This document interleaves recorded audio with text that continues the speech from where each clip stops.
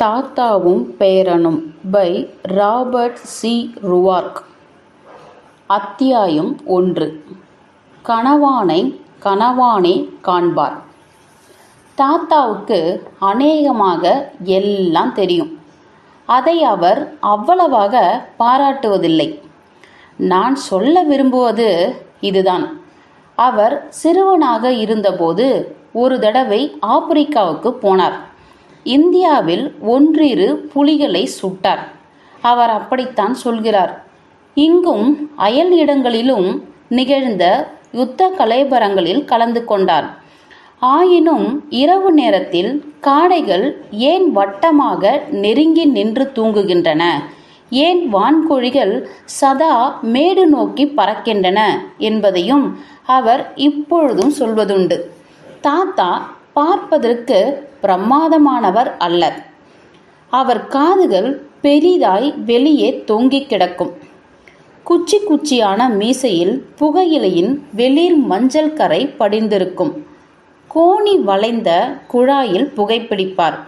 அவரை போலவே அடிபட்டு பழசாய் போன குழல் துப்பாக்கியால் வேட்டையாடுவார். அவர் கால் சட்டை சுருங்கி மடிந்திருக்கும். முதியோர் பலர் இனிப்பு புகையிலையை சுவைத்த காலத்தில் செய்து வந்தது போல்தான் அவரும் வெகு நேராக எச்சிலை துப்புவார். தாத்தாவிடம் எனக்கு மிகவும் பிடித்த விஷயம் அவர் அறிந்தவை பற்றி மனம் உவந்து உரையாடுவதுதான். விஷயங்களை தெரிந்து கொள்ள விரும்புகிற சின்ன பையனை, அதாவது என்னை, அவர் மட்டம் தட்டுவதே இல்லை. நீரும் தாத்தா மாதிரி வயோதியாகிவிட்டால் உமக்கும் மறந்துவிடும் அளவுக்கு ஏகப்பட்ட விஷயங்கள் தெரிந்திருக்கும். நெடுங்காலமாக அவை உம்முள் உமது ஒரு பகுதியாக உறைந்து கிடப்பதே காரணம். சிறுவன் ஒருவன் உலகத்தில் அடியெடுத்து வைக்கும்போது உம்மை போல சிரமப்படுவதில்லை என்பதை நீர் மறந்து விடுகிறீர். அனுபவ அறிவை பரப்ப நீர் ஆவணம் செய்வதில்லை.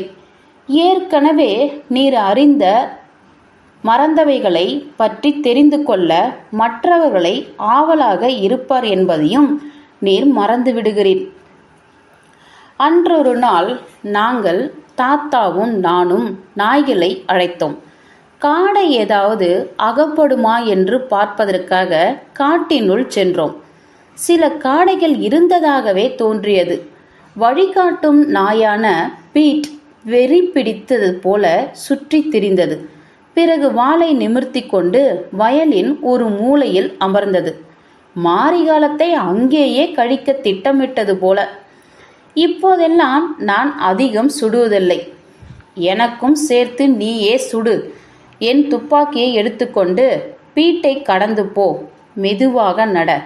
நாயை கலவரப்படுத்தாமல் பறவைகளை உசுப்பிவிடு. ஒரு பறவையாவது உன்னால் சுட முடியுமா என்று பார்ப்போம். இரண்டாவது பறவையை பற்றி நீ கவலைப்படாதே. முதலில் வருவதையே குறிவை. இரண்டாவதாக வருவதை சுடுவதற்கு முந்தி நீ முதல் பறவையை சுட்டாக வேண்டும். அதுதான் முக்கிய விதி. அது சரியாக அமைகிறதா பாரேன் என்று தாத்தா சொன்னார். நான் பீட்டை கடந்து போனேன். பறவைகள் ஆகாசவானம் போல் பாய்ந்து வந்தன. எல்லோரும் முதலில் செய்வது போலவே நானும் செய்தேன். ஏக காலத்தில் எல்லாவற்றையும் சுட்டேன். இரு குழல்களையும் வெடித்தேன். ஆனால் ஒரு பறவை கூட விழவில்லை. நான் தாத்தாவை நோக்கினேன். என் மீது சோக பார்வை வீசினார் அவர். தலையை ஆட்டிவிட்டு சுங்கானை எடுத்தார். புகைநிலையை பக்குவப்படுத்தி தீக்குச்சியால் பற்ற வைப்பதற்காக பெரும் முயற்சி செய்தார். குழந்தாய், என் ஆயுளில் நான் ஏகப்பட்ட பறவைகளை தப்பவிட்டிருக்கிறேன். இனியும் சுட கிளம்பினால் மேலும் பறவைகளை தப்ப விடுவேன். ஆனால் நான் அறிந்த ஒரு விஷயத்தை நீ இப்பொழுது கற்றுக்கொள்வது நல்லது. வயலில் தரை மட்டத்தில் வரிசையாக ஓடும் பறவைகளை சுட்டால் கூட எவரும் அக்கூட்டம் முழுவதையும் கொல்ல முடியாது. ஒரு சமயத்தில் ஒரு பறவையை தான் சுட முடியும். தாக்கப்பட்ட பிறகு பறவைகள் தனித்தனியாய் திரிவதற்கு சற்று நேரம் பிடிக்கும். அவற்றின் வாடை இன்னும் காற்றில் மிதக்கும். எனவே நாய்களுக்கு சிறிது ஓய்வு கொடுக்க வேண்டியது அவசியம். புகைப்பிடித்து முடிக்கும் வரை காத்திருந்து பிறகு வேலையை தொடங்கலாம் என்று தாத்தா கூறினார். நான் வளர்ந்து பெரியவனானதும் என்ன செய்வேன் என்பது அவருக்கு தெரியாது. அதை பற்றி அவருக்கு அதிக அக்கறையும் இல்லை. ஆனால் நான் காடைகளை கௌரவிக்க வேண்டும் என்று கற்றுக்கொள்ள வேண்டும் என்றும் மனிதரை கௌரவிக்க கற்பதற்கு அது முன்மாதிரியாக அமையும் என்றும் அவர் விளக்கினார். இச்சிறு காடை ஒரு கணவான் ஆகும். கணவான் கணவானை அணுகுவது போல்தான் நீயும் அதை நெருங்க வேண்டும். அதை போற்றி கவனித்து அதன் அளவில் அது உயர்ந்ததே என்பதை நிலைநிறுத்த வேண்டும். ஏனெனில் இந்த இனப்பறவை மிக அதிகமில்லை. மரியாதையோடும் சுடப்படுவதற்கு தகுதி வாய்ந்ததும் இது. காடையை நீ எவ்விதம் கையாள்கிறாயோ அதன் பலன் உனக்கு கிட்டும். இப்படி எண்ணிப்பார். காடை கூட்டம் உன் குடும்பத்தில் ஒரு அங்கம். அதை நீ நன்கு கவனித்தால் அது உன் ஆயுள் காலம் பூராவும் அதே இடத்தில் வசிக்கும். உன் தோட்டத்தில் நெடுக்கிலும் வேலை செய்து பூச்சிகளை பிடித்து தின்னும். மாலை வேளைகளில் சீட்டி அடித்து உன்னை உற்சாகப்படுத்தும். உன் நாய்களுக்கும் மகிழ்வளிக்கிறது. அவை விளையாடுவதற்கு ஏற்றவனாக அமைவதால். அதை வேட்டையாடும் போது போதுமான அளவு சுடுவதோடு நிறுத்திவிட வேண்டும். அப்பொழுதுதான் அடுத்த வருஷம் புதிய கூட்டத்தை உற்பத்தி செய்வதற்கு தேவையான பறவைகள் எஞ்சும். ஆணியில் கிடக்கும் துப்பாக்கியை கையில் எடுத்துக்கொண்டு நாய்களை அழைத்தவாறே நிச்சயமாக கண்ணில் படும் என்ற உறுதியோடு காடை கூட்டத்தை தேடி செல்வது போன்ற இனிய விஷயம் வேறு எதுவுமே கிடையாது. இச்சிறு பறவை 5 அவுன்ஸ் தான் கனம் கூட இல்லை. ஆனால் அதன் ஒவ்வொரு அவுன்ஸும் தனித்தரம் உடையது. சாட்டையை போல் வேகம் பெற்றது அது. அதற்கு எதிராக போகிற ஒவ்வொரு சமயமும் உனது தன்மையை நீயே நிரூபித்துக் கொள்கிறாய். காடை பிடிக்கப் போக முன்னை விட அதிகமான மரியாதை உணர்வு கற்றுத் திரும்பாத மனிதன் எவனையும் நான் கண்டதில்லை.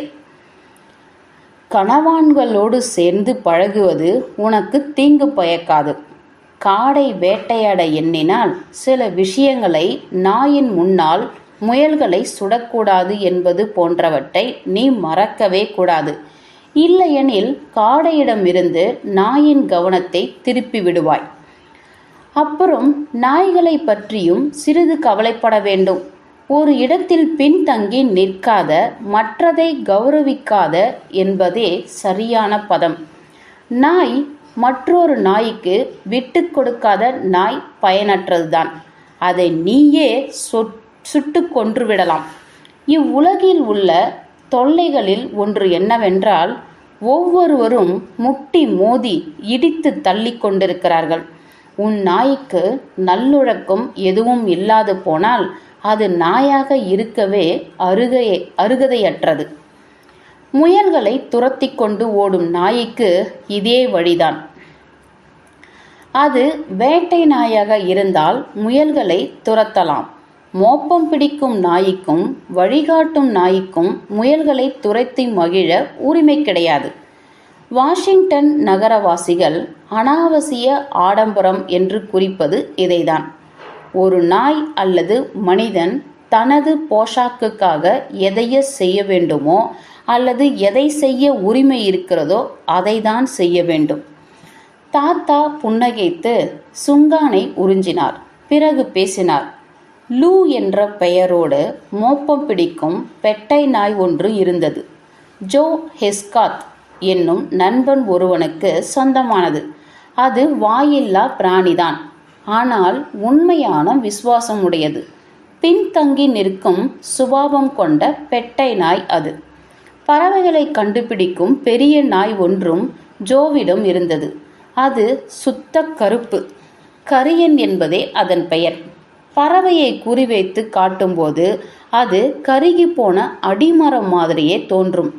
அடிமரம் போலவே உறுதியும் கருநிறமும் பெற்றது அது. அதனால் லூ அடிமரங்களை சுட்டி காட்டுவதிலேயே தன் வாழ்வு பூராவையும் கழித்தது. புல் நிறைந்த சமநிலத்தில் துடைப்பம் புல்லுகனுடைய நடக்கிற போது அப்பாவி லூ தென்படும்.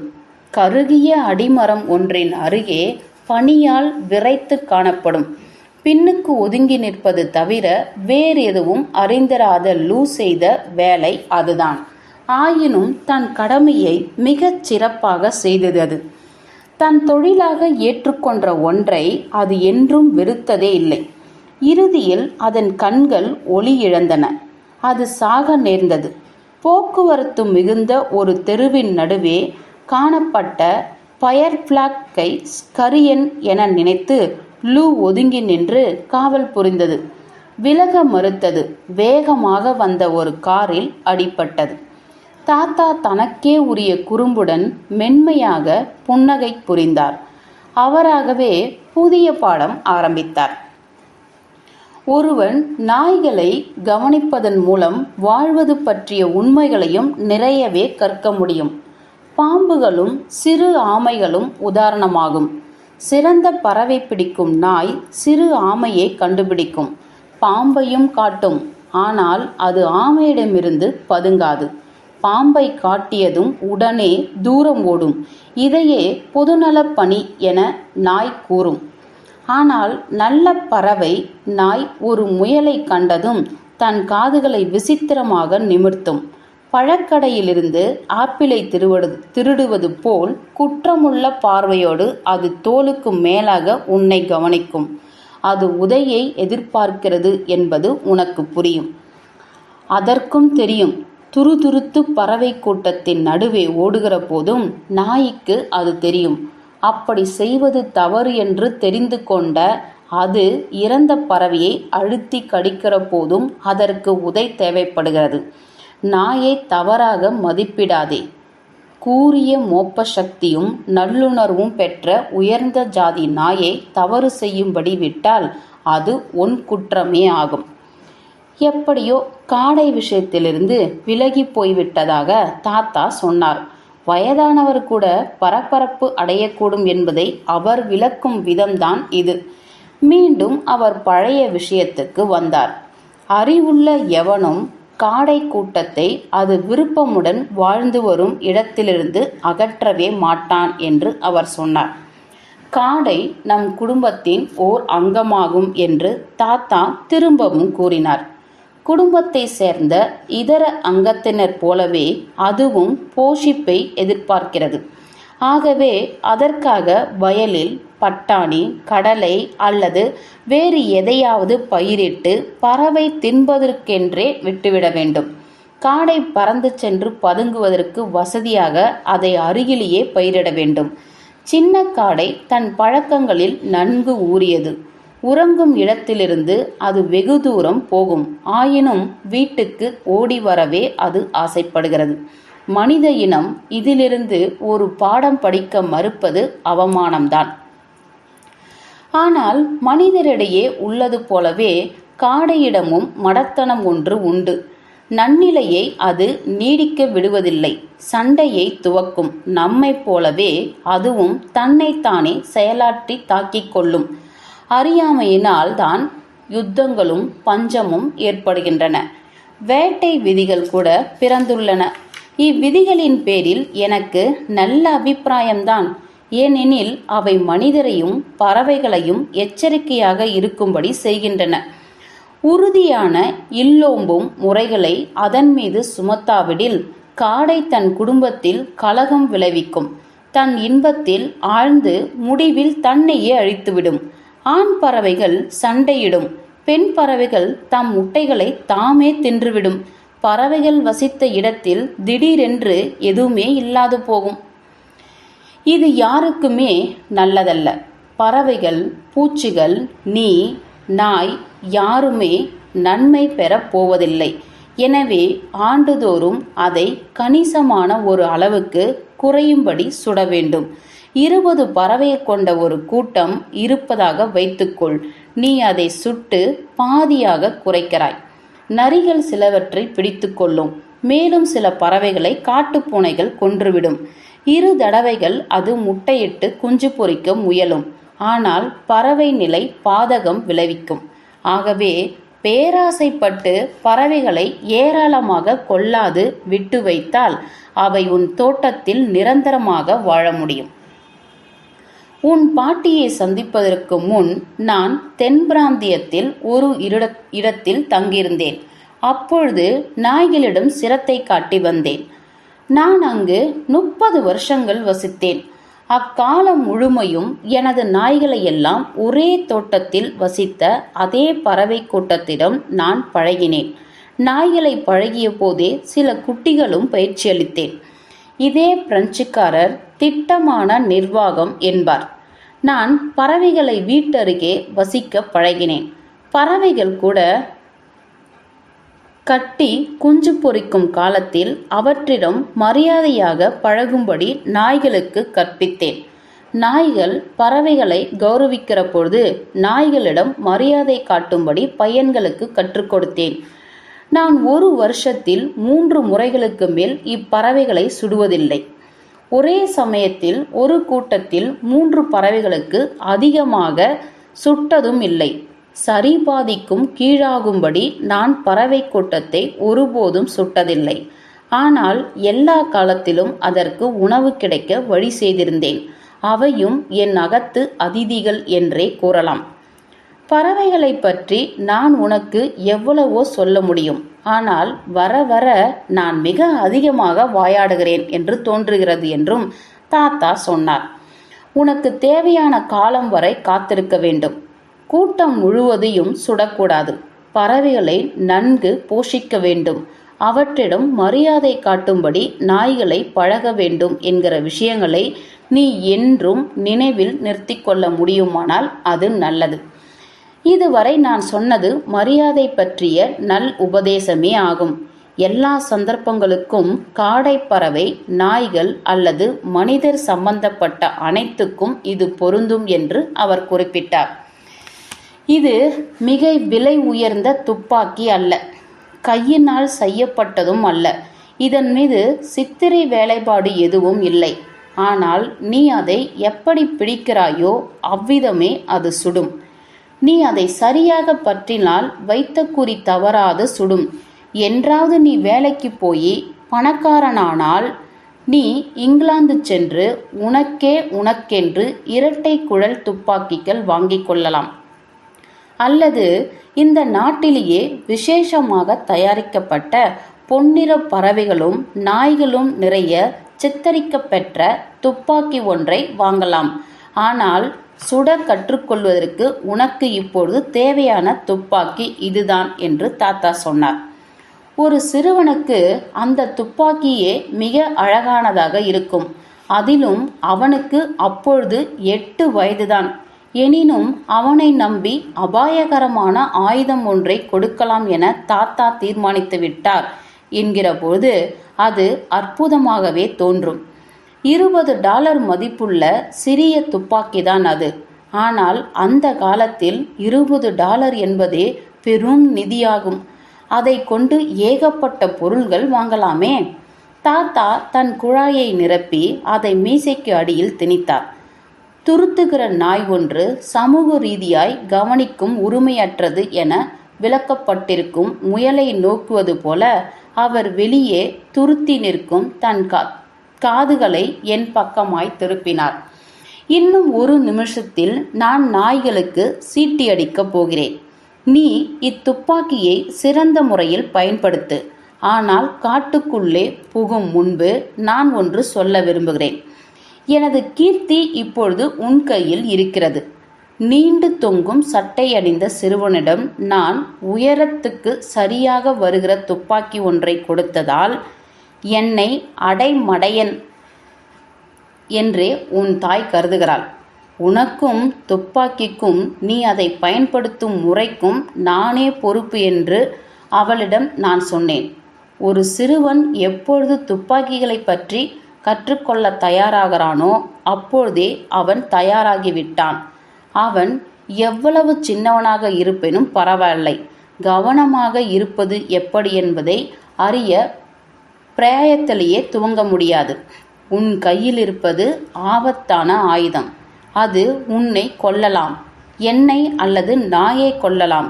கெட்டிக்கப்பட்ட துப்பாக்கி. அதை எடுத்தாளுகிறவன் கையில் சக்தி வாய்ந்த கொலை கருவியாக விளங்குகிறது என்பதை நீ சதா நினைவில் நிறுத்து. ஒருபோதும் மறந்துவிடாதே என்று அவர் சொன்னார். நான் மறக்க மாட்டேன் என்றேன். என்றும் நான் அதை மறந்ததும் இல்லை.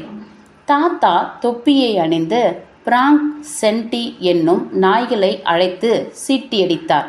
பழகிய பறவைகள் இருந்த வீட்டுக்கு பின்புறமாக நாங்கள் நடந்தோம். அது நவம்பர் மாதத்தின் இனிய நாள். சூரியன் கதப்பதப்பாக இருந்தது. காற்றும் கடுமையாக இல்லை. இலைகளில் பொன்னிறமும் சிவப்பும் சிறிது தங்கியிருந்தன. இன்னும் நாங்கள் ஒரு வேலியை அணுகினோம். முள் கம்பியலான தனிந்த வேலியது. நான் ஒரு கையால் துப்பாக்கியை உயர்த்தி பிடித்து மறு கையால் தூணை பற்றி கொண்டு வேலி மீது ஏறினேன். பாதி உயரம் போயிருப்பேன். அதற்குள் முள்கம்பி என் கால் சட்டை நடுவில் குத்தி பற்றி கொண்டது. தாத்தா கூச்சலிட்டார். நில்லு! காற்றில் ஆடும் துப்பாக்கியோடு ஒரு பாதம் வெளியிலும் மறு பாதம் கம்பியிலுமாக வேலியில் சிக்கி தவிக்கும் நீ மடத்தனமாக காட்சி தருகிறாய் இல்லையா என்றார் அவர். அப்படித்தான் நானும் நினைக்கிறேன் என்றேன். அதற்காகத்தான் உன்னை நன்றாக கோபித்து குறை கூறுவேன். நீ தவறு செய்தால் உனக்கு சரியானபடி கொடுப்பேன். நீ இன்னும் துப்பாக்கியை கெட்டிக்கவில்லை என்பது தெரியும். நீ துப்பாக்கியும் கையுமாக வேலியேற துணிந்ததால் தவறு ஏற்பட்டால் கூட யாரும் சுடப்பெற மாட்டார்கள் என்பதையும் அறிவேன். ஆனால் அதையே நீ பழக்கமாக்கிக் கொண்டால் என்றாவது ஒரு நாள் கெட்டித்த துப்பாக்கியுடன் ஏறுவாய். உன் கால் சறுக்கும். துப்பாக்கியின் விசை கம்பியில் மாட்டி இழுபட்டு மருந்து வெடிக்கும். அது உன்னை அல்லது என்னை அல்லது வேறு யாரையாவது சுட்டுவிடும். அப்புறம் வருத்தப்பட நேரம் இராது. காடுகளையும் வயல்களையும் சுற்றி அநேக வேலிகள் உள்ளன. இனி உன் வாழ்வு முழுவதும் நீ வேலிகளை தாண்டிக் கொண்டிருப்பாய். இப்பொழுதிலிருந்தே அதை சரியாக செய்ய துவங்குவது நல்லது. வேலி ஏறும்பொழுது துப்பாக்கியை தரையில் படுக்க போடு. நீ எந்த இடத்தில் ஏற விரும்புகிறாயோ அதற்கு 10 அடி தள்ளி வேலிக்கு கீழே அதை பாதுகாப்பு மூடியோடு வை.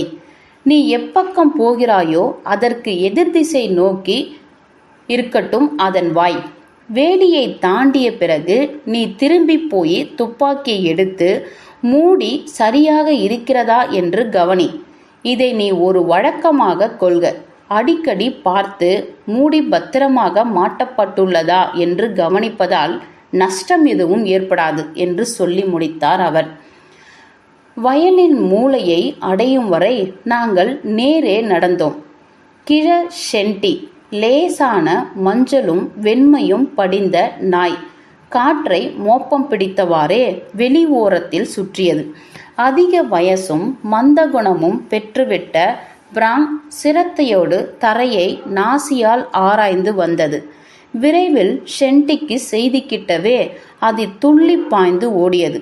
வேகமாக ஓடிய போதே அது சடுக்கென நின்று பெர்ச்சி செடி குவியல்களின் அருகே உறைந்தது போல் காட்சி தந்தது. பிராங்க் கொஞ்சம் வேகம் பெற்று அதே இடத்தில் ஷென்டியை நோக்கி சென்றது. அது தன் வேலையை ஒரு முறை உயர்த்தி பார்த்தது. ஷென்டி சூட்டியபடி நிற்பதைக் கண்டதும் அது ஒதுங்கி விரைப்பாகவும் நேர்த்தியாகவும் காத்து நின்றது. அதைவிட அழகு மிகுந்த படங்களை நீங்கள் பார்த்திருக்கலாம். நான் கண்டதில்லை. நிஜமாகவே நான் இப்பொழுது சுடலாமா என்று கேட்டேன். துப்பாக்கியை கெட்டி பண்ணு. பிறகு அங்கே போ. பறவைகள் வெளியே வரும்போது ஒன்றை குறிவை. அதையே சுடு என்றார் தாத்தா. நான் துப்பாக்கியை கெட்டித்து நாய்களின் அருகே போனேன். மூடியின் கொக்கியை நீக்கினேன். அது கிளிக் என எழுப்பிய ஓசை காதுகளில் நன்கு விழவில்லை. ஆனால் தாத்தா அதை கேட்டுவிட்டார். நில், துப்பாக்கியை என்னிடம் தா என்றார் அவர். நான் குழப்பமடைந்தேன். என் உள்ளம் வேதனை உற்றது. அது என் துப்பாக்கி. தாத்தா அதை எனக்கு தந்துவிட்டார். ஆனால் இப்பொழுது அவரே அதை திரும்ப எடுத்துக்கொண்டார். அவர் புகைக்குழாய் வாயின் ஒரு ஓரத்துக்கு ஒதுக்கியபடி நாய்களின் பின் சென்றார். பறவைகள் இருந்த இடத்தை அவர் பார்க்கவே இல்லை. தனக்கு நேரே பார்வையை செலுத்தினார். துப்பாக்கி அவர் உடலோடு 45 டிகிரி கோணத்தில் ஒன்றியிருந்தது. பறவைகள் மேலெழுவும் தாத்தா துப்பாக்கியை உயர்த்தினார். அது உயரும் போதே அவர் கட்டை விரலால் சேப்டியை நீக்கியது. துப்பாக்கி மெதுவாக அவர் மோவாண்டை வந்தது. அப்படி வந்த உடனேயே அவர் சுட்டதாக தோன்றியது. 25 கஜங்களுக்கு அப்பால் இறகு சிதறுகளோடு கீழே விழுந்தது ஒரு பறவை. தாத்தா மற்றொரு குண்டை வெளிப்படுத்தியவாறே சொன்னார், அதை எடுத்து வா என்று. என்னிடமிருந்து துப்பாக்கியை ஏன் பிடுங்கினாய் என்று நான் கத்தினேன். நனைந்துவிட்ட கோழி மாதிரி வெறிப்பிடித்து கத்தினேன். நாசமாய் போக, அது என் துப்பாக்கிதானே, உன்னுடையது இல்லையே என்றேன். தாத்தா சொன்னார், திட்டுவதற்கு நீ இன்னும் பெரியவனாகவில்லை. வயது வந்தவர்களின் விசேஷ உரிமை அது. பல விஷயங்களை செய்ய நீ உரிமை பெற வேண்டியிருப்பது போலவே திட்டும் உரிமையும் பெற்றாக வேணும். அழுத்தமாக கூறுவதாகவே திட்டுதல் ஏற்பட்டது. சொல்லுக்கு சொல் வசவும் இடம்பெறுமானால் அது சப்பென்றாகிவிடும். அப்புறம் அதற்கு அர்த்தமே ஈராது. உன்னிடமிருந்து துப்பாக்கியை நான் ஏன் பிடுங்கினேன் என்று சொல்வேன். நீ அதை ஒருபோதும் மறக்க மாட்டாயே. பந்தயம். நான் மறக்கவே மாட்டேன் என்றேன். தனியாத வெறியோடு எனக்கு அழுகை வந்துவிடும் போல் இருந்தது. உன் அம்மாவை திருப்திப்படுத்துவதாவது நான் உன்னை துணதுணப்பேன் என்று அப்பொழுதே சொன்னேன். அந்த பாடத்தின் ஒரு பகுதிதான் இதுவும். உன்னிடமிருந்து உன் புதிய துப்பாக்கியை நான் பிடுங்கிக் கொண்ட நாளின் நினைவு வராமல் நீ இனி என்றுமே பறவைகளின் நடுவில் அல்லது எங்குமே போக மாட்டாய். நீ ஏன் அதை பிடுங்கினாய் என்றே எனக்கு தெரியவில்லை. நான் என்ன தவறு செய்தேன்? சேப்டியின் பிடிப்பு என்றார் அவர். மூடியின் கொக்கியை நீக்கிவிட்டு துப்பாக்கியை சுமந்து திரிய எவனுக்கு எவ்வித முகந்தாரமும் இல்லை. நாய்கள் சுட்டி காட்டும் இடத்திலிருந்து பறவைகள் நிச்சயம் மேலெழும் என்பது உனக்கு தெரியாது. அவை உன்னிடம் பாய்ச்சல் காட்டலாம். அதனால் நாய் காவலை விட்டு முன்னேறலாம். நீயும் அதன் பின் நகருவாய். ஒரு குழியில் விழ நேரலாம் அல்லது கல் தடிக்கு விடலாம். உடனே துப்பாக்கி வெடிக்கிறது. ஃப்ளூ. எதையாவது சுட திட்டமிட்டிருந்தால் எப்போதாவது அதை அகற்றத்தானே வேண்டும் என்றேன். பழக்கம் என்பது அற்புதமான விஷயம். நல்லவற்றைப் போலவே கெட்டவைகளுக்கும் பழக்கமாவது எளிதுதான். ஒரு தடவை செய்தால் அவை விடாது ஒட்டிக்கொள்ளும். சுட குறிப்பார்க்கிற வரை துப்பாக்கி மூடியை அகற்றி வைப்பதில் பயனில்லை. பறவைகள் கிளம்பிய பிறகு துப்பாக்கி உன் தோலுக்கு வந்ததும் மூடியை நீக்க போதுமான நேரம் இருக்கிறது. ஒரு வகையில் துப்பாக்கி சுடுவது தன்னிசையாக நிகழும் வேலையே ஆகும். நீ சுட வேண்டிய விதம் இதுவே. உன் உடலுக்கு குறுக்காக துப்பாக்கியை பிடி. உன் சகாவிடமிருந்து விலகியே பிடித்துக்கொள். நேரே பார். பறவைகள் மேலே வந்ததும் ஒரு பறவைக்கு குறிவை. பறவைகள் உடனே தன்மய உணர்வுகளை வேலை செய்யும். துப்பாக்கி மேலெழுந்து உன் கண்களின் கீழே வரும். அப்படி அது வருகையில் உன் கட்டை விரல் சேப்டியை நீக்கி ஒரு விரல் விசையுடன் செல்கிறது. உன் கண்கள் பறவை மீதும் விரல் விசை மேலும் பதிந்திருக்கையில் துப்பாக்கி வெடிக்கிறது. பறவை செத்து விழுகிறது. நீ ஒழுங்காக செய்ய துவங்கினால் ஒவ்வொன்றும் எளிதே ஆகும். சில தடவைகள் முயன்று பார். பைன் மரத்தை அல்லது எதையாவது சும்மா சுட்டு பழகு என்றார். நான் துப்பாக்கியை மேலே உயர்த்தி முடுக்கினேன். அது பயங்கர ஓசையோடு வெடித்தது. எனக்கு பயம் ஏற்பட்டு பயத்தால் நான் அதை கீழே போட்டேன். ஹஹஹஹ என்று தாத்தா குத்தலாக சொன்னார். துப்பாக்கியை வெறுமனே சுடுவதற்கு முன்பு அதில் குண்டு இருக்கிறதா இல்லையா என்று கவனிக்க உனக்கு அறிவு இருக்க வேண்டும் என்று நினைத்தேன். அப்படி செய்திருந்தால் நீ கவனிக்காத வேளையில் நான் குண்டை உள்ளே போட்டுவிட்டேன் என்பதை பார்த்திருப்பாய். இப்பொழுது உன் செய்கையால் நீ என்னையோ நாய்களில் ஒன்றையே சுட்டிருக்க கூடுமே. முதல் பாடத்துக்கு அது முடிவு கட்டியது. இப்பொழுது நான் எவ்வளவு வளர்ந்து விட்டேன். ஆயினும் அன்று தாத்தா என்னிடமிருந்து துப்பாக்கியை பிடுங்கியதும் அதிலிருந்து குண்டை அகற்றியதும் எனக்கு எச்சரிக்கை உண்டாக்குவதற்காக நான் அறியாத வகையில் மீண்டும் அதை துப்பாக்கியில் போட்டதையும் நான் மறக்கவே இல்லை. 2-3 விஷயங்களை செய்து காட்டி அவர் உணர்த்திய அந்த பாடத்துக்கு உலகத்தில் உள்ள வார்த்தைகள் அனைத்தும் இணையாக முடியாது. நாங்கள் வீடு திரும்பிய போது அவர் வேறொரு விஷயம் சொன்னார். வயதாக ஆக நீ அதிக எச்சரிக்கை அடைவாய். என்னளவு வயது ஆகிற போது துப்பாக்கியிடம் உனக்கு பயம் ஏற்பட்டுவிடும். அதனால் ஒவ்வொரு இளைஞனும் உன்னை உருப்படாத கிழவி என்று சொல்வான். ஆனால் உருப்படாத கிழவைகள் வாத்து வேட்டையின் போது நண்பர்களின் தலைகளை சுடமாட்டார்கள். அல்லது ஒரு மான் பதுங்கிய புதருள் சுட்டுவிட்டு பிறகு அங்கு போய் மார்பில் குண்டு அடிபட்டு கிடக்கும் அருமை நண்பனை கண்டெடுக்கவும் மாட்டார்கள். நாங்கள் வீடு சேர்ந்து தாத்தாவின் அறையை அடைந்தோம். அவர் கணப்பு தீயை கிளறிவிட்டு உள்ளறை ஒன்றுள் சென்று பழைய மது நிறைந்த ஒரு புட்டியை எடுத்து வந்தார். 1/2 கிளாஸ் மது ஊற்றி உறிஞ்சினார். உதடுகளை சுவைத்தார். பெரியவனானதும் நீ புகைப்பிடிக்கவும் மது குடிக்கவும் ஆரம்பிப்பாய். பெரும்பாலர் இதை செய்கிறார்கள். ஆனால் வேட்டை முடிந்து வீடு சேர்ந்ததும் துப்பாக்கியை சுத்தம் செய்து அதன் இடத்தில் வைத்த பின் நெருப்பருகே அமர்ந்து குடிப்பதனால் யாரும் அடிபடப் போவதில்லை. நீ உன் துப்பாக்கியை சுத்தப்படுத்துவது இருக்கட்டும், இன்னும் நீ அதை கழட்டி வைக்கவில்லை என்று தெரிகிறது. குழந்தையின் கைக்கு எட்டும்படி அல்லது நாய் கீழே தள்ள வசதியாக அது ஒரு மூலையில் நிற்கிறது. இப்பொழுதே அதை நீ துடைக்க வேண்டும். அதன் மூலம் அதில் குண்டுகள் எதுவும் இல்லை என்பது உனக்கு புரியும். அதனால் அதில் துரு ஏறாது. சுத்தம் செய்ய அதை தனித்தனியே பிரிக்க வேண்டுமாதலால் பிறகு அதை அதன் பெட்டியிலேயே வைத்துவிடலாம். தாத்தாவுக்கு பைத்தியம் போலும் என்று நீங்கள் எண்ணலாம். அன்று நான் இவ்விதம் எண்ணினேன். இப்பொழுது அப்படியில்லை. ஒரு துப்பாக்கியால் எல்லாம் ஏற்படும் என நான் கண்டுகொண்டேன். நான் அறிந்த ஒருவன் டேனியல் பூன் மாதிரி தன் துப்பாக்கி வாய் மீது கைகளை வைத்து நிற்பது வழக்கம். ஒரு நாள் ஏதோ நடந்தது. துப்பாக்கி வெடித்தது. அப்புறம் அவனுக்கு கைகளே இல்லாது போயிற்று. அதனால் அவனுக்கு அசௌகரியம்தான். குண்டுகள் அகற்றப்படாத துப்பாக்கிகளை குடியர்கள் சேட்டை செய்வதையும் வீட்டினுள்ளேயே அவை வெடிப்பதையும் எல்லோரும் அறிவு தெளிவு பெறுவதையும் நான் கண்டிருக்கிறேன். ஒரு நாள் வாத்து வேட்டையின் போது இயந்திர துப்பாக்கி ஒன்று தறிகெட்டு தன்னுள் இருந்த குண்டுகள் அனைத்தையும் விட்டெறிந்தது. நான் வழக்கம் போல அதை ஆள் இல்லாத பக்கம் நோக்கி பிடித்திருந்தேன். இல்லையெனில் என் தோழனின் தலை துண்டாகியிருக்கும். குண்டுகளை எல்லாம் அகற்றிவிட்ட நினைப்பில் கையாண்ட துப்பாக்கியால் ஒருவன் தன் காலையே சுட்டுக் கொள்வதற்கிருந்தது. இன்னொருவன் மான் வேட்டையின் போது ஒரு மான் ஓடி மறைந்து புதருக்குள் சுட்டதையும் அதன் மூலம் தன் அருமை நண்பனின் மனைவியை விதவியாக்கியதும் நான் கண்டதுண்டு.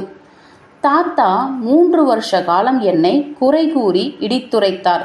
ஒரு முறை நான் மறந்து போய் கெட்டித்த துப்பாக்கியோடு வேலி மீது ஏறினேன். அவர் ஒரு கம்பை எடுத்து என்னை அடிக்க வந்தார். துப்பாக்கிகளையும் வேலிகளையும் பற்றி நான் சொன்னதை நினைவு வைத்துக்கொள். உனக்கு வயது வரவில்லையானால் நீ அடிபடாமல் இருக்கவும் பெரியவனாகிவிடவில்லை. அது உன் உடலை புண்ணாக்கிவிடினும் உன் உணர்வை பாதிக்கும் என்றார் அவர். எனக்கு 11 வயதானதும் தாத்தா என் 20 கேஜ் துப்பாக்கியை திருடிக்கொண்டார். அவர் ஒரு தினுசாக சிரித்து தான் உண்மையான இந்திய கொடையாளி என்றார். நான் குழப்பமுற்றேன். ஆயினும் அதிகமாக இல்லை. ஏனெனில் தாத்தா விசித்திர பேர்வழி, கள்ளத்தனம் பெற்றவரும் கூட. பிறகு நான் படுக்கை அறைக்கு போனேன். படுக்கை மீது 16 கேஜ் இரட்டை துப்பாக்கியும் தோல்பையும் இருந்தது. அதில் என் பெயர் காணப்பட்டது. துப்பாக்கியின் 2 புறங்களிலும் காடைகள், நாய்கள் ஆகியவற்றின் சித்திரங்கள் வெள்ளியில் பதிக்கப்பட்டிருந்தன. என் பெயர் வெள்ளித்தகட்டில் மின்னியது. என் புது துப்பாக்கியை கைகளில் பற்றி நான் அவர் அறைக்குள் பாய்ந்தபோது தாத்தா என் தன் வயிற்று நோய்க்கு மாற்றாக மது குடிப்பதில் முனைந்திருந்தார். கிளாஸுக்கும் மேலாக பல்லை காட்டினார். நீ தேறிவிட்டதற்கான வெகுமதி இதுதான். இவ்வேலையை நாம் தொடங்கி 3 வருஷங்கள் ஆகின்றன. நீ என்னையோ உன்னையோ நாய்களையோ சுட்டுவிடவில்லை. உனக்கு சுதந்திரம் அளிப்பதால் ஆபத்தில்லை என்று கருதுகிறேன். ஆனால் நீ அஜாக்கிரதையாக கையாண்டால் நான் அதை உன்னிடமிருந்து பிடுங்கிக் கொள்வேன் என்று அவர் சொன்னார். இப்பொழுது நான் திட்டுவதற்கு அருகதை பெற்ற பெரியவன்தான். துப்பாக்கிகளை தவறாக உபயோகித்து ஜாக்கிரதையான பலரை மருள செய்துவிட்ட மடத்தன நாசக்கார முட்டாள்கள் அநேகரை நான் பார்த்திருக்கிறேன். ஆனால் அவர்கள் தாத்தாவை ஆசானாக பெற்றதில்லையே. சில பேர் வேறு சிலரை போல் அதிர்ஷ்டசாலிகள் அல்லர்.